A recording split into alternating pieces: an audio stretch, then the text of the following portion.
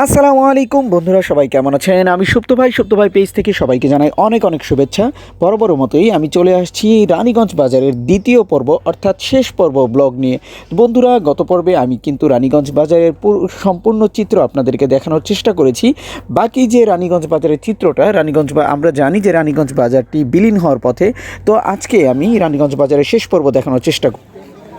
বন্ধুরা, আমি এখন দাঁড়িয়ে আছি এই রানীগঞ্জ বাজারের মিডিল পয়েন্টে, অর্থাৎ রানীগঞ্জ বাজারের যে মূল বাজারটা সেখানে কিন্তু আমি দাঁড়িয়ে আছি। আমার পেছনে আপনারা দেখতেই পাচ্ছেন এখানে যে হাঁস মুরগি কবুতর বিক্রির ছোট্ট একটি জায়গা আছে। আমরা একটা সময়, যেমন আমি নিজে ছোটবেলায় এখানে আসতাম, তখন কিন্তু এখানে প্রচুর হাঁস মুরগি কবুতর বেচা বিক্রি হতো। এখনো হয়, তবে আগের মতো সেই বড় পরিসরে হয় না। এখন ছোট্ট পরিসরে এই হাটে কিন্তু বেচা বিক্রি হয়। আপনারা দেখতে পাচ্ছেন আমার সাইডে এখানে কবুতর, হাঁস, মুরগি দূর দূরান্ত থেকে পাইকাররা এখানে নিয়ে আসছে বেচার জন্য, এবং স্থানীয় লোকজনও এখানে কিন্তু আসে বেচা বিক্রির জন্য। তো বন্ধুরা, সুপ্তভাই পেজের সাথেই থাকুন, আমি পুরো হাটের চিত্রটা আপনাকে দেখাচ্ছি। আমার এই ডান সাইডে আছে, এখানে দেখবেন লোকেরা আসছে বাঁশের যে জিনিসগুলো গ্রামীণ অঞ্চলগুলোতে আমরা দেখতে পাই। এখানে কিন্তু গ্রামীণ যে কুলাগুলো, আগের মতো সেই কুলার প্রচলন কিন্তু এখনো আছে।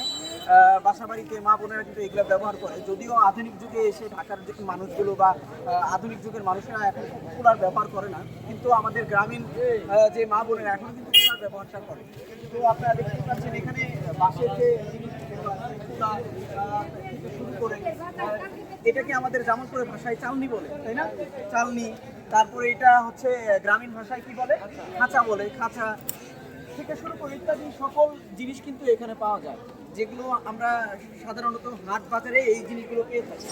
আমরা এখন আধুনিক যুগে চলে আসছি। আমরা আধুনিক যুগে এসে আধুনিক যুগের মানুষেরা বা আধুনিক যুগের বাচ্চারা কিন্তু এই জিনিসগুলোর নাম চেনে না, বা তারা এগুলোর সাথে অপরিচিত। তো আমরা চেষ্টা করব বাঙালি কৃষ্টি কালচারের সাথে পরিচিত হওয়ার জন্য। আমাদের যে বাচ্চারা আছে, আমাদের ভবিষ্যৎ প্রজন্মকে বাঙালি কৃষ্টি কালচারের সাথে পরিচিত করানোর জন্য।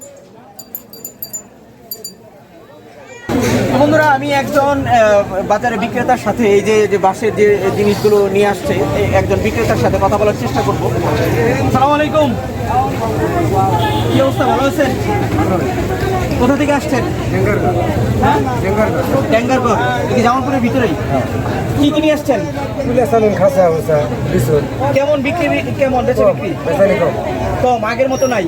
আগে এক সময় এগুলো খুব বেচা বিক্রি হইতো, চাহিদা বেশি ছিল, এখন চাহিদা কম। আগে এগুলা বিক্রি করলে কেমন লাভ হইতো? কম বেশি দাম হইতো, না হয় না। আগের মতো লাভ নাই, বাসের দাম বেড়ে গেছে, জিনিসপত্রের দাম বেড়ে গেছে, লাভ কম। বন্ধুরা, আমি একজন বিক্রেতা ভাইয়ের সাথে কথা বললাম। আগের মতো কিন্তু এই জিনিসগুলা মানুষ এখন আর তেমন কেনে না, এখন বেচা বিক্রি হয় সীমিত। একটা সময় এই জিনিসগুলো আমরা প্রত্যেকের বাসা বাড়িতে ব্যবহার হইতো, আগের মতো এখন আর ব্যবহার হয় না।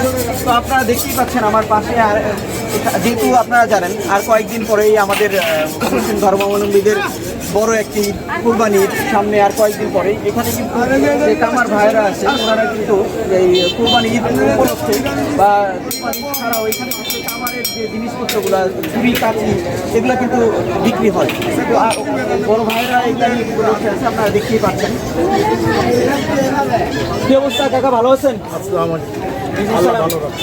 কেমন বিক্রি, বেচা বিক্রি কেমন? আগের মতো বাবা বিক্রি হয় না। আগে যে বিক্রিটা হইতো, এখন সংসার চালানো খুব মুশকিল। পণ্যের দাম বাড়ছে, সব জিনিসের দাম বাড়ছে, বা গাড়ি লোড আনলোড বাড়ছে, সব কিছু বাড়ছে। এখন 1 কেজি তেল আগে ছিল 180 টাকা, এখন হচ্ছে 250 কিনা খাবো। কিছু জিনিসের দাম। বন্ধুরা, আপনারা দেখতেই পাচ্ছেন আমি যে এখানে যে আমার ভাইয়েরা আছে, তারা যে জীবিকাটি নিয়ে আসছে, শুধু তাই না, এখানে যে আপনার বাঁশের জিনিসপত্র বিক্রি করতেছে, সবার মুখেই কিন্তু একটি কথা, এখন আগের মতো তাদের বেচা বিক্রি নাই, এখন সব জিনিসের দাম বেশি।